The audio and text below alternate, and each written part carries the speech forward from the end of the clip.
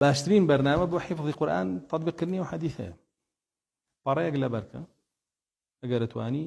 لا پەڕەیەک ئەگەر ئەتوانی بیکە بە پەڕەیەک دوولە کە لەبەرێ کرد ئیتر چەند جارێک بیڵێرەوە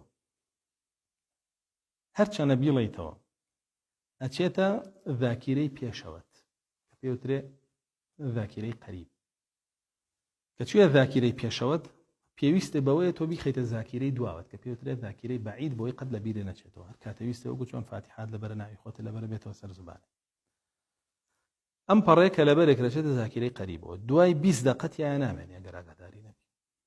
بۆیە بێت دوای 20 دقە مراجعەی بکەیتەوە بۆی جێگیر بێت یان دوای 8 ساعت مراجعەی تری بکەیتەوە لە دوای 16 ساعت مراجعەی بکەیتەوە لە دوای 24 ساعت مراجعەی بکەیتەوە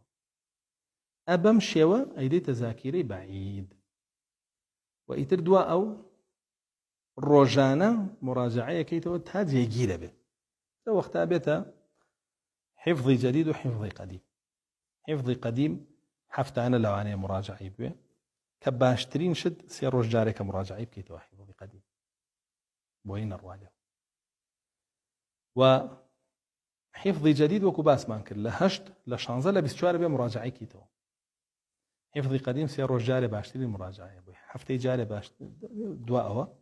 و 10 ڕۆژ جارێ دوا ئەوە لە 10 ڕۆژ جارێ مراجعەیە حفظی قەدیم مراجعەی نەکەیتەوە ئەڕوا نامێنێ ئەمە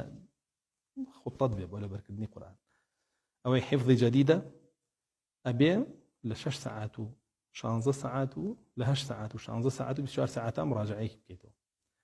کە بوو بە حفظی قەدیم لە 3 ڕۆژە لە هەفتەیەکە لە 10 ڕۆژە کەمتر لەوە لە بیر دەچێتەوە باشە و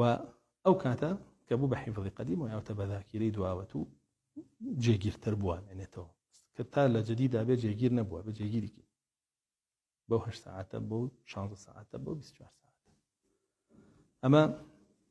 بەرنامەیە بوو بە حفظی قورئان و دواوەش بپارێرەوە لە ئەڵڵا جەل جەلالوهو ئینشاءالله پێدەبەخشێ